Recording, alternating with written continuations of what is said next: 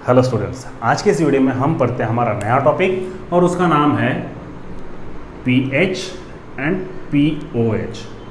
ठीक है, ये जो दो स्केल्स हैं इनके बारे में, pH scale and pOH scale. इसके पहले के वीडियो में हमने ऑटो आयनाइजेशन ऑफ वाटर पढ़ा या फिर आयनिक प्रोडक्ट ऑफ वाटर पढ़ा। उसका लिंक मैंने इस आई बटन पे दिया है, पहले वो वीडियो अच्छे से देख लीजिए। उसमें जो वैल्यू आती है KW की, वो वैल्यू कैसे आई उसको जान लीजिए। उसके बाद में फिर आप ये वीडियो देखिए तो फिर आसानी से समझ में आएगा। अब यहाँ पे पीएच है, पीओएच है। सबसे पहले हम इसका डेफिनेशन देखते हैं, उसके बाद में फिर देखते हैं कि पीएच और पीओएच इनका रिलेशन क्या है। ठीक है, अब ये जो पीएच है ये स्मॉल p होता है और कैपिटल H है। यहाँ पे स्टूडेंट बोलिए या फिर टीचर्स बोलिए, दो अलग अलग टर्म्स कहते हैं। पहला पोटेंशियल ऑफ हाइड्रोजन, है ना, पोटेंशियल ऑफ हाइड्रोजन, या फिर कुछ लोग कहते हैं इसे पावर ऑफ हाइड्रोजन। आपको कंफ्यूज नहीं होना है, दोनों का मतलब एक ही है। ठीक है, पोटेंशियल बोलिए, पावर बोलिए, कुछ फर्क नहीं पड़ेगा। डेफिनेशन को चेंज मत कीजिए, वो वैसे ही रहने दीजिए, अदरवाइज फर्क पड़ सकता है। ठीक है, अब पीएच और ये पीओएच, ये दोनों जो स्केल्स है वो किस लिए रहती है वो आज हम इस वीडियो में देखते हैं।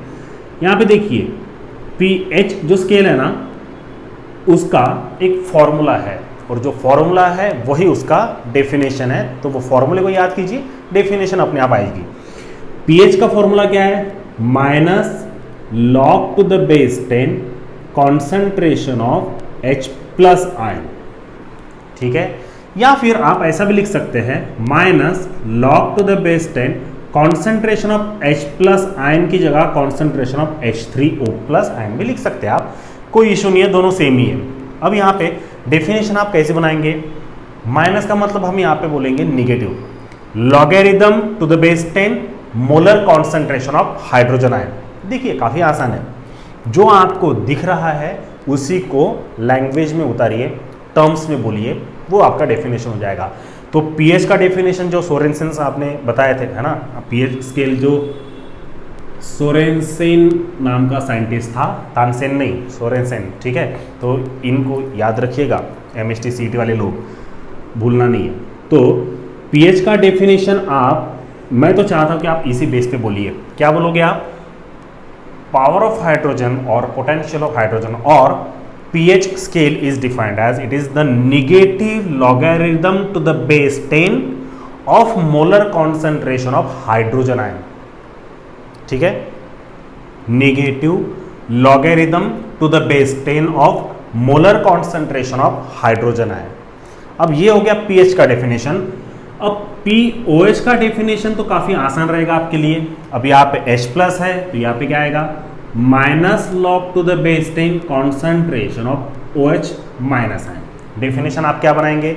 It is the negative logarithm to the base 10 of molar concentration of hydroxyl ion.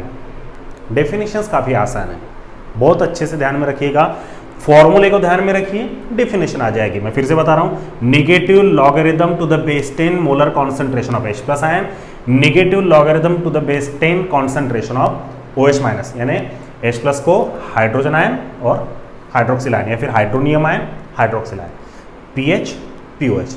समझ में आया? ये है आपका बेसिक डेफिनेशन। अब पीएच और पीओएच ये दोनों में रिलेशन क्या है, या फिर रिलेशन कैसे डिराइव करना है वो देख लेते हैं। ठीक है, मैं इनको मिटा नहीं रहा हूं, ध्यान में रखिएगा, बहुत इंपॉर्टेंट है। अब पीएच एंड पीओएच, इनके बीच में रिलेशन हम जानते हैं। ध्यान दीजिएगा, जो फॉर्मूला था ना, मैं आपके लिए ना फॉर्मूला अलग से लिख कर रखता हूँ। पीएच का फॉर्मूला है minus log to the base 10 concentration of H plus, और पीओएच का है minus log to the base 10 concentration of OH minus. ये H प्लस की जगह आप क्या लिख सकते हैं? H3O प्लस भी लिख सकते हो, चलेगा, कोई इशू नहीं है।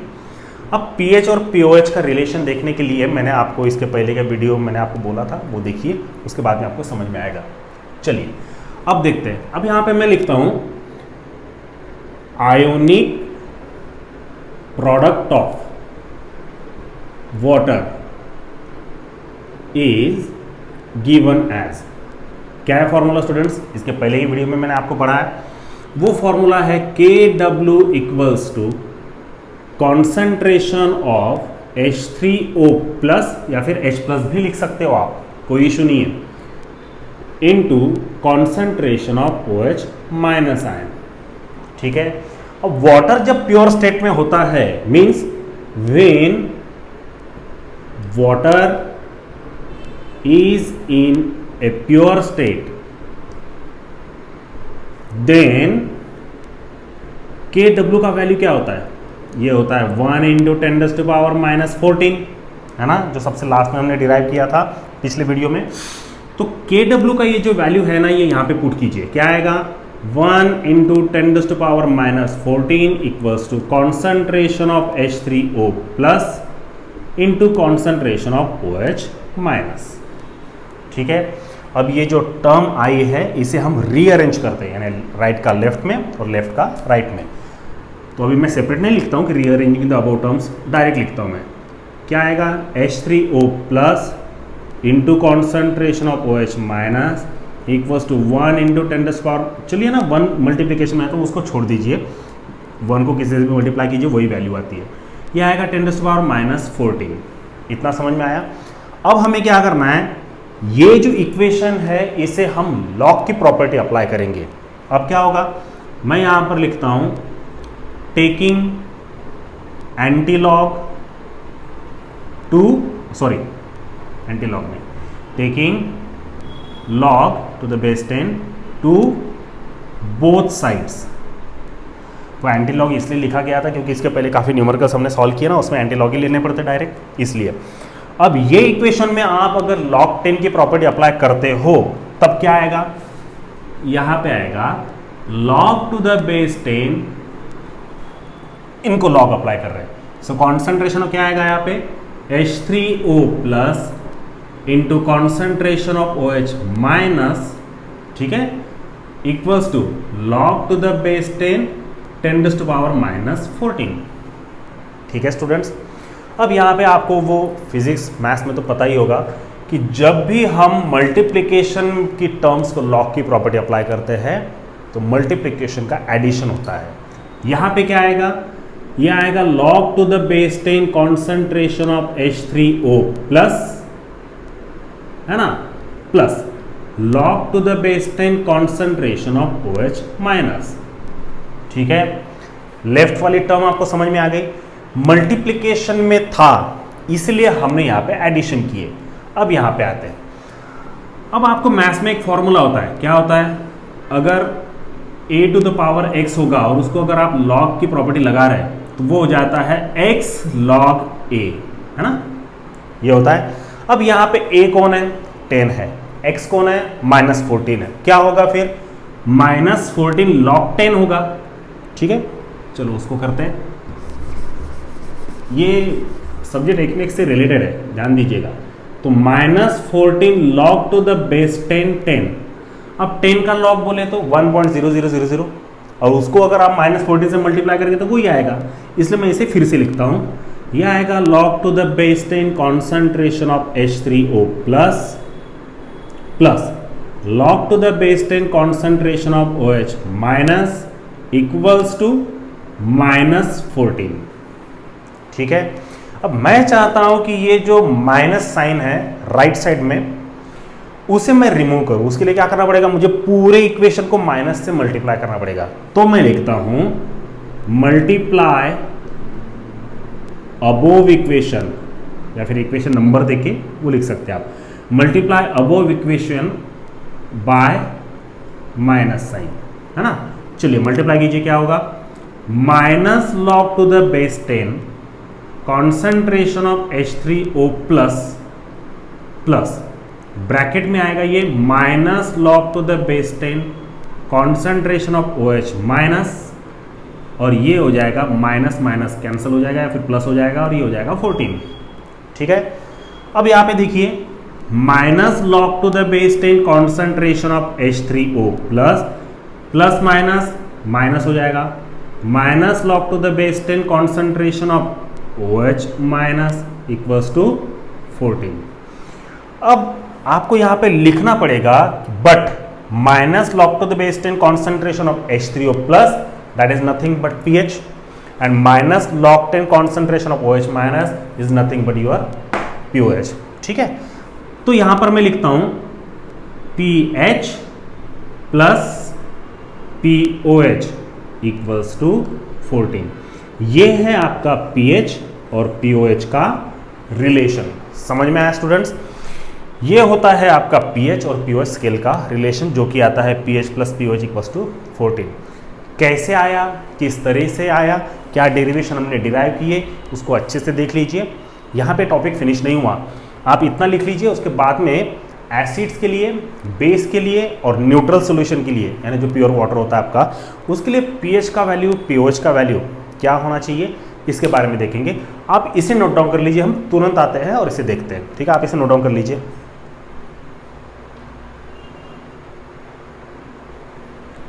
ठीक है, अब आपने इसे नोट डाउन कर लिया होगा।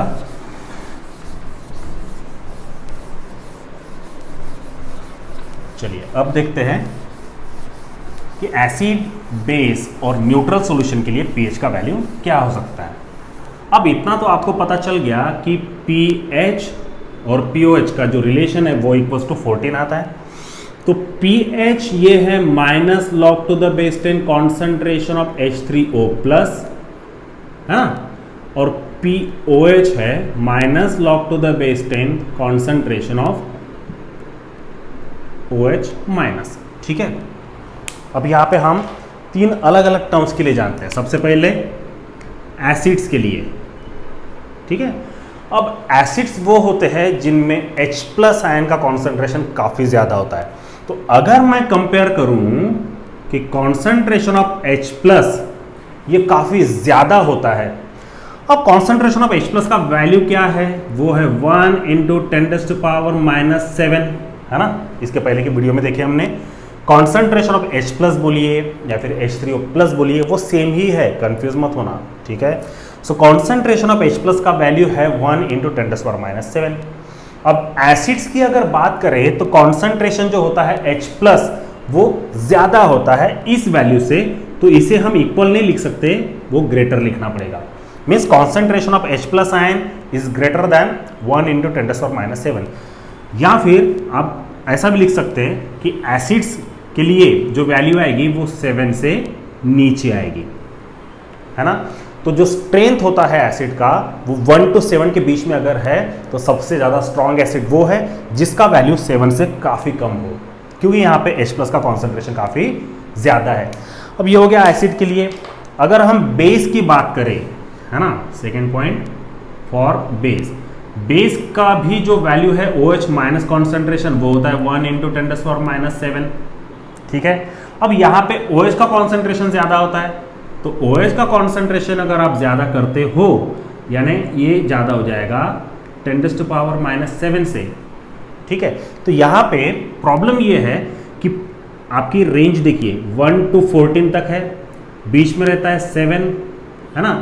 तो ये किसके लिए आएगा वो तो थर्ड पॉइंट में देखेंगे, बट जितना लोअर वैल्यू रहेगा pH का उतना ज़्यादा वो स्ट्रॉन्ग एसिड रहेगा, इससे पता चलता है। और OH का कॉन्सेंट्रेशन अगर ज़्यादा है तो राइट साइड में अगर वैल्यू ज़्यादा रहेगी OH की कॉन्सेंट्रेशन की, तो उतना ज़्यादा वो स्ट्रॉन्ग बेस रहेगा। इतना समझ में आया आपको। बाद में थर्ड पॉइंट न्यूट्रल सॉल्यूशन के लिए। अब न्यूट्रल सॉल्यूशन में तो आपको पता है प्योर वाटर के लिए, प्योर वाटर में जो H3O प्लस का कॉन्सेंट्रेशन है वो इक्वल होता है OH माइनस के, तो वैल्यू भी इक्वली आएगी ना, 10⁻⁷ या फिर 7, वैल्यू इक्वली आएगी।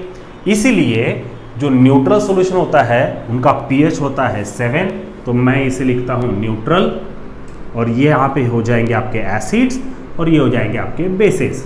समझ में आया। 1 अगर वैल्यू रहा तो समझ जाना है आपको बहुत स्ट्रॉन्ग एसिड है, और अगर 14 रहा तो बहुत स्ट्रॉन्ग बेस है, और अगर सेंटर में है यानी 7 पे है या फिर आसपास में तो वो न्यूट्रल सॉल्यूशन है। समझ में आया स्टूडेंट्स। ये है आपका टोटल pH और POH का वैल्यू। इससे रिलेटेड आपको PDF फाइल के नोट्स भी चाहिए होंगे तो आप मुझे कमेंट्स बॉक्स में लिख कर भेजिए, मैं ज़रूर आपको वो नोट्स मैं प्रोवाइड करूँगा। मेरे चैनल को सब्सक्राइब कीजिए, लाइक कीजिए, शेयर कीजिए। बेल आइकन को क्लिक कीजिए ताकि आने वाले अपडेट्स आपको पता चलते रहे, क्योंकि मैं सीक्वेंस वाइज पढ़ाता हूँ, तो उससे आपको क्या होता है ना, हर टॉपिक कवर होता है और पूरा चैप्टर आपको पढ़ने मिलता है। तो आपको कहीं क्लास लगाने की ज़रूरत नहीं है, ना ही कहीं आपको दूसरे कोई वीडियोस देखने की ज़रूरत है। यहाँ पे आपको पूरा डिटेल मटेरियल्स के साथ में पढ़ने मिलेगा। ठीक है स्टूडेंट्स, तो मिलते हैं नेक्स्ट वीडियो में, तब तक के लिए bye, thank you so much.